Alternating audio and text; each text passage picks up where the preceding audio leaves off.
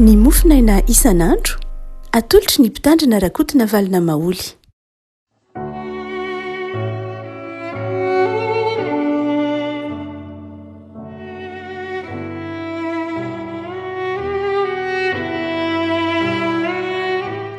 Falamarahaba-tsika ravaka malalatra trety alarobia fa 10 ny volana aprily ity. Ny mofinaina izay voalahatra ao antsika dia ny bokin'ny Zakary Mpaminany, Zakary toko fasivy, Zakary toko fasivy diny fasivy ka hatramin'ny fahafolo, Zakary toko fasivy diny fasivy sy ny fahafolo amin'ny anaran'i Jesosy. Mifalia indrindra ry ziona zanakavavy, manaova feo fifaliana ry Jerosalema zanakavavy. Indro ny mpanjakanao avo anao, mariny sady manam-pamonjena, malemy fanahy sady mitaingina biriky dia zana biriky tanora. Ary hofoanako tsisy kalesy intsony Efraima, na soavaly an'i Jerosalema. Hofoanana koa ny tsipika fedina, ary dia ny fiadanana amin'ny jentilesy izy. Ny fanapahany dia hatramin'ny ranomasina ka hatramin'ny ranomasina, ary hatramin'ny olo ka hatramin'ny faran'ny tany. Ray masino, manamasinana amin'ny fahamarinana ny teninao, ny fahamarinana. Amen. Indro ny mpanjakanao avy hoanao. Indro ny mpanjakanao avy hoanao. Ity mofinaina ity dia mandrakariva resahana na tafiditra ao anatin'ny perikiopa rehefa amin'ny aladin'ny sampandrofina, aladin'ny sampakazo, dia apatsehivy ny ity andininy ity isika rehefa mamaky zany amin'ny aladin'ny sampandrofina, mpanjaka Jesosy. Mpanjaka Jesosy satria nioraka ny olona, nioby ny olona tamin'izy niakatra tao Jerosalema tamin'ny fotoan'andro, ary nihira hoe hosana ho an'ny zanaka Davida. Eto ary dia manantitrantitra Zakary fa avy ny mpanjakanao. Raha ohatra ka jerena teo amin'ny testamenta vaovao mazava ho azy fa Jesosy faminaninany amin'ny Jesosy io. Avy Jesosy lay mpanjakanao. Mpanjaka Jesosy zay raha toa ka jerena amin'ny testamenta vaovao, fahatanterahany lay faminaniana hoe ho avy ny solofon'i Jese, ho avy ny taranaka Davida, ary dia isy avy amin'izany tonga avy amin'izany lay Mesy zay Jesosy araka ny voalazantsika eto. Raha ohatra ka raisitsika ary dia nitsotra masiny ity Jesosy mpanjaka, Jesosy le fahatanterahany ty faminaniana ity. Mpanjakatsika Jesosy, inona no akon'izany ao amin'ny fiainantsika? Inona ny akon'izany ao amin'ny fiainantsika hoe Jesosy mpanjaka? Amin'ity andininy ity dia izay toeram-pitanantsika dia mazava ho azy Jesosy mpanjaka mitondra fifaliana. Jesosy mpanjaka mitondra fifaliana. Reo mpanjaka zay tamin'ny andron'i Jesosy andeha ataontsika hoe Herôda mpanjaka na i Pilato zay nisolo tena ny amperora Romanina tamin'iny faritra Palestina iny, tamin'iny province-ny Judée iny zany sy Galily, dia mpanjaka nampahory, mpanjaka feno herisetra, mpanjaka feno fanjakazakana, mpanjaka mpanapatra fahefana. Zay mpanjaka tamin'ny androny hita tamin'ny andron'i Jesosy, tamin'ny Jesosy ety ambonin'ny tany. Dia zava-baovao amin'ny olona zany hoe mpanjaka mitondra fifaliana zany, mpanjaka mitondra tahotra, mpanjaka mitondra marina fa tsy ratsy foana akory ny mpanjaka. Saingy tsapa kosa zay fahabanganana ny rasana tamin'ny mpanjaka zay, tsy mba mpanjaka mitondra fifaliana ny mpanjaka an'izao tontolo zao.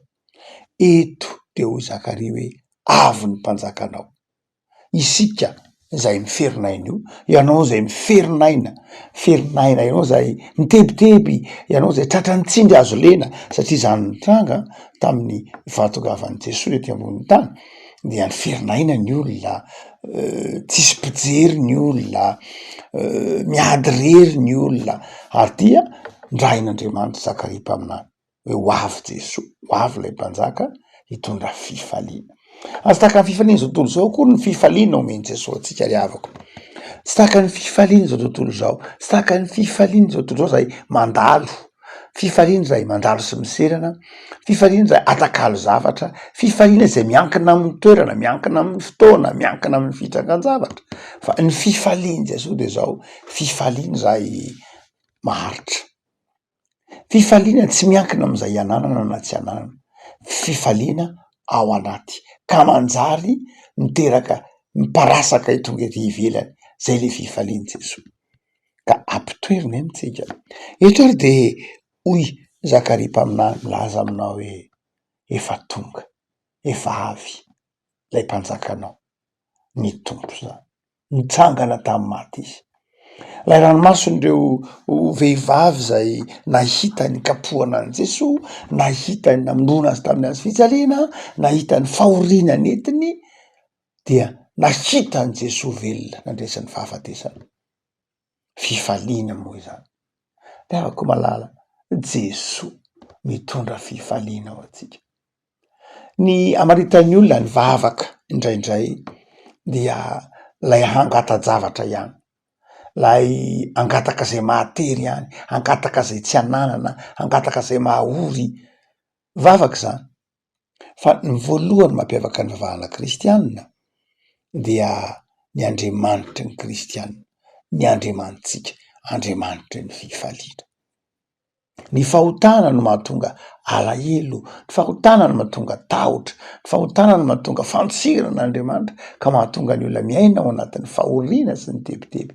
Fa rehefa eo Jesosy, rehefa manjaka Jesosy, rehefa mitoetry Jesosy ao am-potsika dia feno ny fifaliantsika.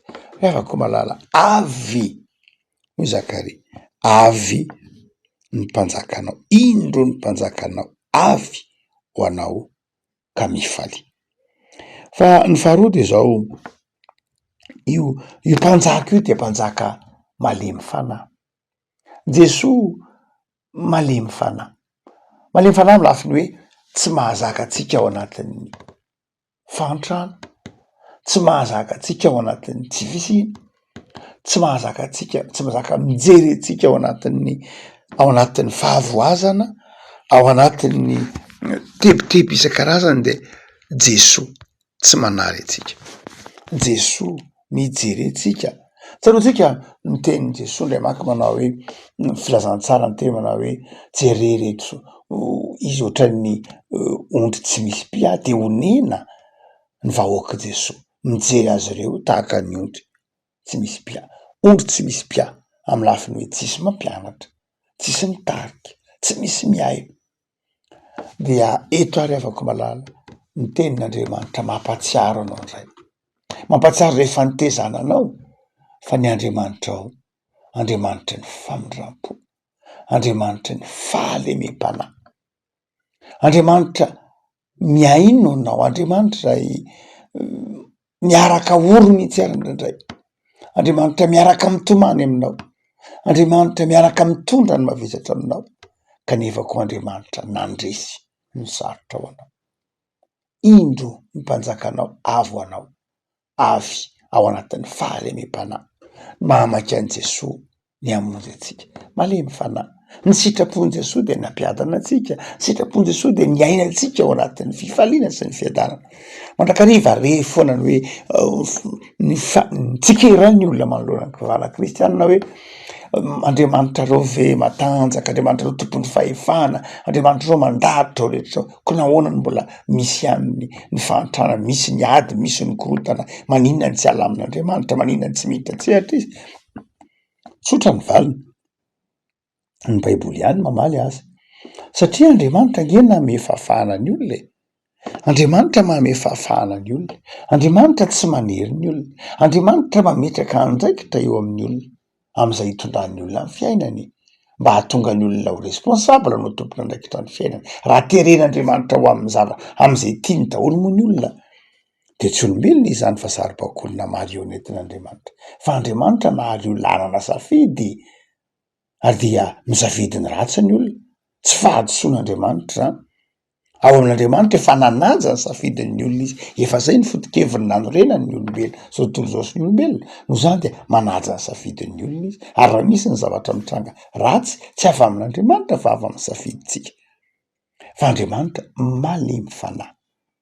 Rehafako malala am'izao atenatena ny herinandro zao de tsy ivany Zakaria mpaminany avy ny mpanjakanao, efa tonga ny mpanjakanao, nandresy ny fahafatesana ny mpanjakanao, ary io mpanjakanao io Jesoa zay malemy fanahy tianao. Fa ny fahatelo zay asehony etediny tsotra masina ity, avy ny mpanjakanao ka izao ho foana ny herisetra, ho foana ny herisetra. Riny vafolo tsy isy kalesy itsony ho Efraim na soavaly any Jerosalema, ho foanana koa ny tsipika sy ny fiadina, fa fiadanana ho an'ny jentilisa hatrany amy jentilisa. Zany hoe Jesoa rehefa tonga rehavako malala, efa tonga moa izy de Jesoa mitondra fiadanana, manaisitra ny korotana, manaisitra ny ady, manaisitra ny fifandirana, manaisitra ny olana maro isan-karazany. Jesoa, avy Jesoa mandamina, avy Jesoa manala ny korotana, avy Jesoa mitondra fiadanana ao am-pontsika. Rehefa nitsangana tamin'ny maty Jesoa de tenin'ny Jesoa de ny hoe fiadanana. Rehavako aza dinoina fa mitondra fifaliany Jesoa ao am-pontsika ao, ka mahatonga ny olona gaga amin'ny fifaliana ty anatintsika, mahatonga atsika mahatsiaro sambatra miaraka amin'Andriamanitra, satria ny Andriamanitra tsika Andriamanitra ny fahalemem-panahy, Andriamanitra ny fitiavana sy ny famindram-po, ka mitondra atsika amin'ny lalana zay mampilamina ny fiainantsika. Fa ny fahatelo dia ny Andriamanitra tsika, lay mpanjaka tsika dia Andriamanitra ny fiadanana, mitondra fiadanana, fandriampahalemana ao am-pontsika ao, fahatonitsiana lay fahotana mahatonga fikorotana tsainy iny, mahatonga fikorotana-panahy iny, rehefa miatrano miditra mitoetra ao am-pontsika Jesoa, miala ny debideby, tonga kosa ny fiadanana. Rehavako malala raha amin'ny andavanandrotsika ary, ina ny akon'izany afatry Zakaria zany hoe efa tonga lay mpanjaka mitondra fifaliana, efa tonga Jesoa lay malemy fanahy ka mitondra famindram-po, efa tonga Jesoa fa nitsangana tamin'ny maty mitondra fiadanana. Ina ny akon'izany rehavako malala amin'ny fiainantsika? Anankitelo. Voalohany de izao, satria manam-pifaliana ianao, de ina ny ao an-tsain'ny olona manam-pifaliana, ina no ateraky ny fifaliana ty anatintsika, tiatsika ny mifaly amin'ny hatsaran'ny zavaboarin'Andriamanitra. Rehefa ty anatintsika io fifaliana Andriamanitra io, de faly amin'ny fiainana isan'andro sika, faly amin'ny hitatsika ny fahatsaran'Andriamanitra amin'ny isan'androtsika, hitatsika eny amin'ny zavaboary, hitatsika eny amin'ny olombelona ohatratsika, hitatsika eny amin'ny kitana, eny amin'ny rahona, hitatsika amin'ny zavatra rehetra ny fifaliana mitoetra n'Andriamanitra. Zany ny olona manam-pifaliana ampitoeran'Andriamanitra ao anatin'ny fo de zao mahita fifaliana amin'ny fiainana isan'andro, ka olona manana fijery miabo, olona manana fijery pozitiva, olona manana fijery hoe ny tsara mandrakariva ny jerena, fa tsy hoe lafy ny ratsy, tsy faly hitanisany zavatra ratsy, tsy faly hijery ny zavatra tsara fo ratsy, tsy faly hijery ny ratsy amin'ny zavatra maro samihafa, fa hitondra fifaliana kosa, hiaina amin'ny fifaliana kosa, hanatrika amin'ny fifaliana ny fiainana isan'andro, ary de anam-pifaliana amin'ny zavatra zay rehetra hitondran'Andriamanitra. Tsy olona manome tsiny an'Andriamanitra, tsy olona mitsara an'Andriamanitra, tsy olona maika hitsara ny mpiarabelona amina ny namany, fa olona manam-pifaliana amin'ny fiainana sy isan'andro. Fa ny faharoa de izao, ny akon'izay mpanjaka tonga zay de izao mahatoky fa izao mandresy, mahatoky fa mandresy, satria tonga Jesoa nandresy ny fahafatesana, tonga Jesoa zay mpanjaka manana ny fahefana rehetra, kanefa mpanjaka manana fahalemem-panahy, de ino no terak'izay amin'ny fiainantsika? Mandresy isika, mandresy isika, miala ny tahotra.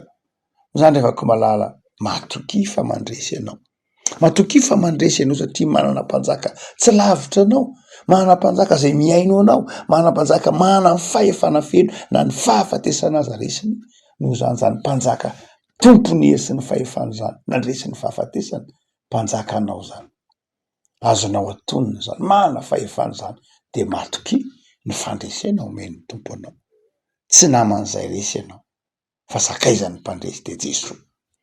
Fa ny fahatelo zay aseho ny Andriamanitra ty ny akony zany hoe mpanjakanao avo anao mitondra fifaliana, mitondra fiadanana de izao manjary olona azo iaraha-monina, azo ifandraisana zay ny fiadanana.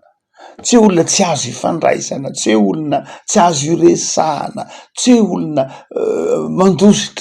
andosiran'ny olona na mandositra ny mpiarabelona, fa ny akon'ilay fananantsika ny Jesosy de manam-piadanana isika ka manjary ty olona, manjary ty namana, manjary ty fiadanana, manjary ty miasa, ty mieritreritra ny fiainan'ny hafa mihitsy ary. Raha ohatra ka mijery ny tsika hoe ny fampianarana reo ray aman-drenitsika isika de tsika hoe rain'ny mpanitsy fivavahana de izay mily fosan'izy ireo mafy mihitsy de anankiroa. Ny voalohany de zao zay atsara ny fivavahana de fandraisana lay Andriamanitra mampianatra antsika zay hatsara ny fiainako manokana na ny fiainan'ny tsirairay. Zany hoe Jesosy raha tonga ty ambonin'ny tany am'ireo mpanitsy fivavahana amitsika kristianina de zao te amboatra ny fiainantsika ho amin'ny tsaratsara kokoa izy.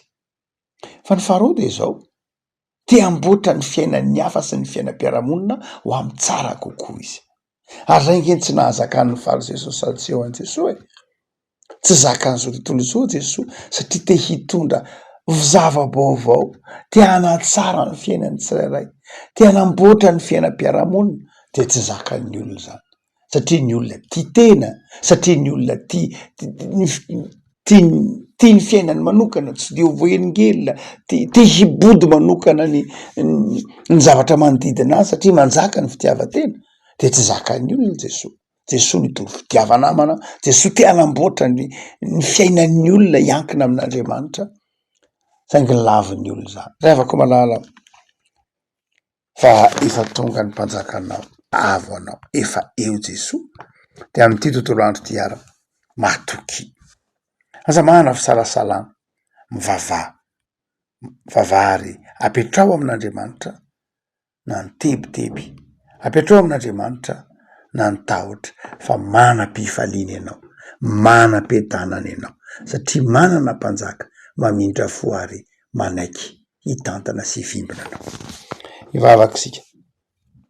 Tompo misaotra anao zay noho ny aminany akeanao fato amin'ny azo fijaliana ary ankehitriny mpanjaka anay ianao, mpanjaka mifona ho anay eo an-tanana ankavanan'Andriamanitra, mpanjaka mitoetra ty anatinay amin'ny alalan'ny fanahinao masina, mpanjaka mitantana anay, mpanjaka mitaingina zanabiriky de zanabiriky tanora, mpanjaka mana fahalemem-panahy, mitondra fiadanana, mitondra fifaliana. Da io tompo ity tontolo andronay ity ty alarobia ty esory ny tebiteby, ny aiay, ny korontana aty amponay fa atao faly amin'ny fiainana isan'andro zay. Zanako zao tontolo zao no miferinaina tebiteby ary de manjary miaina ao anatin'ny orooro isan'andro fa zay kosa ampanatenainao fiadanana sy fifaliana de mitoera tompo ty amponay fa mpanjaka ianao, mpanjaka anay, mitantana anay, mandreso anay.